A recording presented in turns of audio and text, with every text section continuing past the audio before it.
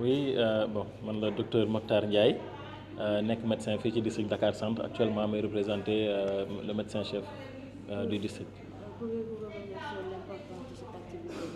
Oui, donc comme vous l'avez vu, nous sommes là pour une activité qui est quand même très importante dans la mesure où nous allons vers le switch du pentavalent et de l'hexavalent.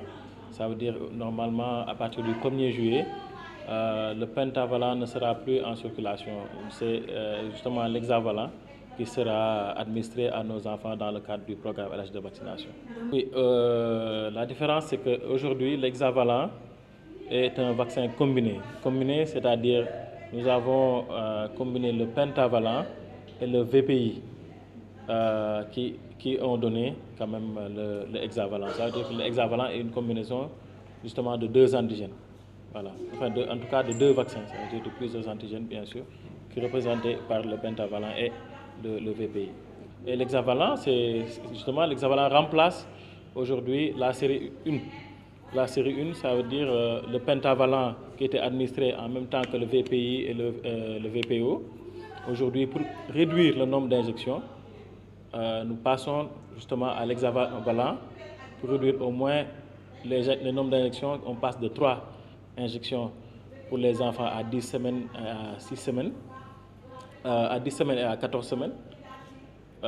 Pour 2 injections aujourd'hui avec l'hexavalent. Les avantages aujourd'hui, c'est réduire déjà le nombre d'injections. Nous allons passer, comme je dis tout à l'heure, de 3 injections à 2 injections. C'est également introduire une autre dose de rappel. La dose de rappel qui n'existait pas dans le programme élargi de vaccination et qui aujourd'hui est donnée gratuitement à nos enfants, bien sûr, au niveau des unités de vaccination. C'est tous les enfants qui sont dans le programme élargi de vaccination. C'est-à-dire aujourd'hui, tous les enfants qui ont fini leur série d'hexavalent ne seront plus concernés par justement le switch. Normalement, à partir du 1er juillet, tous les districts du Sénégal commenceront à administrer le hexavalent 1. Le hexavalent 1. Voilà, en réalité, éliminer ñu penta. Mais penta dañ ko bolé ak VPI mu joxé hexa. Ça veut dire qu'aujourd'hui penta lañ jël bolé ko VPI mu joxé hexa. Donc amul lu vaccin bu bees. C'est justement li bees c'est ci biir programme bi la beesee. Donc hexavalent c'est lu bees la ci biir programme bi mais du vaccin bu bees en tant que tel. Jàpp nañ ni dañ jàpp ni penta lañ jël bolé ko VPI mu joxé hexavalent. Dina hexa bi dina tax aujourd'hui xale yi daan jël à partir d'un certain moment 3 injections dinañ jóge ci 3 injections dem ci 2 injections. Dina tax également xale yi mën a am une dose de rappel gratuite ci biir PEV bi. Ça veut dire que dinañ am également beneen dose VPI parce que avant 2 doses VPI lañ doon jël. Léegi dolli nañ leen beneen dose VPI avec hexavalent. C'est tous les enfants qui sont concernés par le pentavalent. Aujourd'hui, le programme LH de vaccination démarre de la naissance à 14 ans parce qu'entre 9 ans et 14 ans, dañuy dugal le HPV, la vaccination contre le cancer du col. Mais ku nekk en fonction de tranche tranche d'âge bi nga am, ku nekk en fonction de âge bi nga am, di nga mën a profiter de hexavalent. C'est Madame Ndoye, Mariam Samba.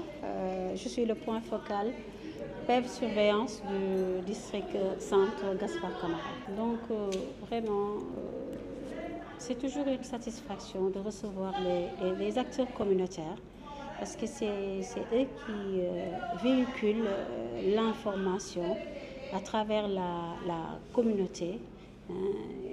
Ils sont notre œil en tout cas au niveau de la communauté. Ils partagent en tout cas l'information que nous devons véhiculer. Donc vraiment, c'est quelque chose, le ministère de la Santé à travers la DP a satisfait la demande de la population.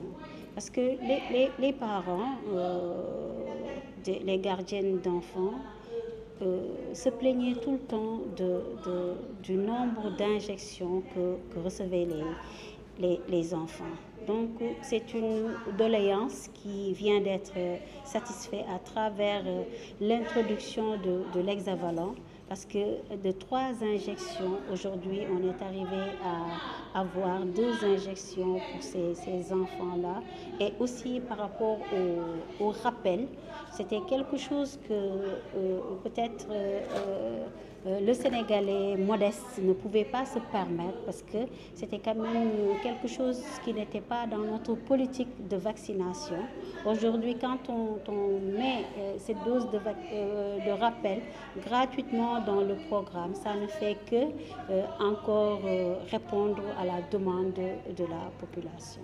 Sur ce projet, donc, le ministère est au début et à la fin, parce que les vaccins que nous recevons, que nous donnons gratuitement à la population, sont subventionnés. Si aujourd'hui le Sénégalais peut recevoir la vaccination gratuitement, c'est grâce à la subvention de l'État. Si les intrants, le matériel que nous recevons aujourd'hui pour conserver aussi ces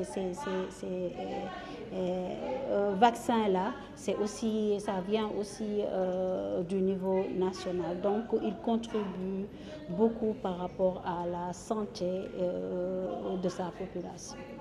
Le changement, ce n'est pas qu'il y a un nouveau vaccin qu'on a introduit, mais le changement, c'est juste que c'est un vaccin, 2 vaccins qu'on a combinés pour en faire un seul vaccin et diminuer surtout le nombre d'injections.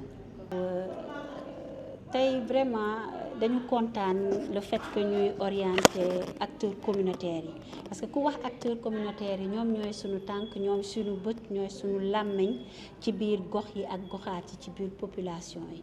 kon ñun fu suñu tànk yi demul ñoom ñooy dem di véhiculer information bi. kon dara bu amee dañuy soxla comme ni ñuy oowee prestataire ñi di sol blouse, ñoom tamit ñu oo leen ñu waxtaan ak ñoom, ndax bu ñu demee ñoom tamit ñu mën a waxtaan ak yaay yi ak papa yi ak maam yi li nga xamante ne moom la ñu indiwaat ci ñàkk yi. État bi daf ñu jàppale ci lépp, parce que bu ñu waxee communication état bi mu ngi ci. vaccin yi nga xamante ne tey jii moom la ñuy wax bu ñu ko mënee joxe te nit ñi duñu ci fay dara, c'est parce que état bi ci kaw moom moo joxe xaalis fay ba nga xamante ne ki ci suuf mën na ñëw jël ñàkk bi te du ci fay dara. équipement yi tamit yi nga xamante ne moom la ñuy jencee vaccin yi, moom la ñuy ñàkkee, loolu yëpp tamit bu toogee tey ba nga xamante ne jënduñu ko tamit, loolu yëpp tamit ci état la jóge.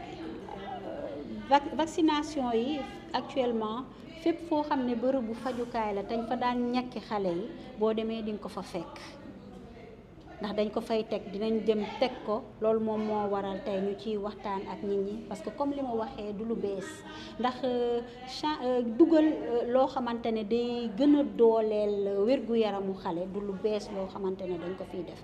ndax bu ma jëlee benn exemple, par exemple ROR lañ fi daan wax bu njëkkoon ba muy ñàkk bi nga xam ne da daan aar ŋas bi. ñu dem ba léegi waxatuñu ROR waaye dañuy wax RR, ñu boole ci beneen nga xam ne mooy ŋàccet, ñuy wax dañuy aar xale bi ci